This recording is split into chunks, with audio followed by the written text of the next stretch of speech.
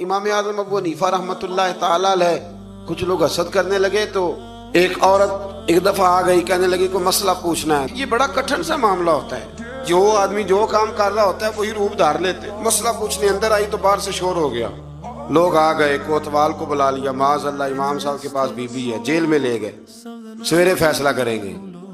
رات کو ساری رات امام اعظم نے نماز پڑھی، ساری رات، اور کہنے لگے اے اللہ اب تو میں بوڑھا ہو گیا، اس حال میں اب ان سوالوں کا جواب دوں گا۔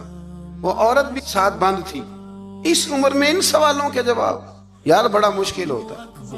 اللہ اکبر، اس عمر میں امام صاحب رو رہے تھے تو اس عورت کا دل نرم ہو گیا۔ امام صاحب سے کہنے لگی مجھے غلطی ہو گئی، میں نے پیسے کسی سے پکڑ لیے تھے، حضور آپ تو اللہ کے نیک بندے۔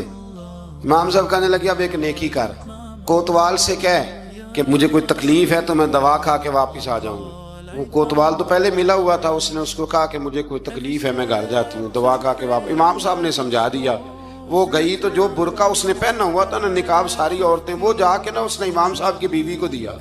امام صاحب نے اس کو سمجھا کے بھیجا تھا، وہ برقع گھر لے گئی اور جا کے زوجہ کو ساری بات سنائی۔ وہ دوائی کھانے گھر چلی گئی اور زوجہ برقع پہن کے تھانے آ گئی۔ سویرے قاضی کے سامنے پیش ہوئے تو کہنے لگا جی آپ اتنے بزرگ ہو کے عالم ہو کے بیوی کے ساتھ اکیلے؟ فرمایا میری بیوی ہے تو میں نے اکیلے ہی ہونا تھا اس کے ساتھ، اور کس نے ہونا تھا؟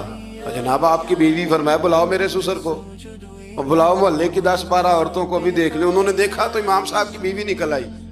وہ جتنے تھے نا الزام لگانے والے، وہ اب غور سے دیکھ رہے تھے تو ایک کہنے لگا امام صاحب سے یہ کیا ہوا؟ فرمایا قرآن ہے وَتُعِزُّ مَن تَشَاءُ وَتُذِلُّ مَن تَشَاءُ، یہ قرآن ہے، ہونا کیا تھا؟ رب نے اپنا وعدہ سچا کر کے دکھایا ہے۔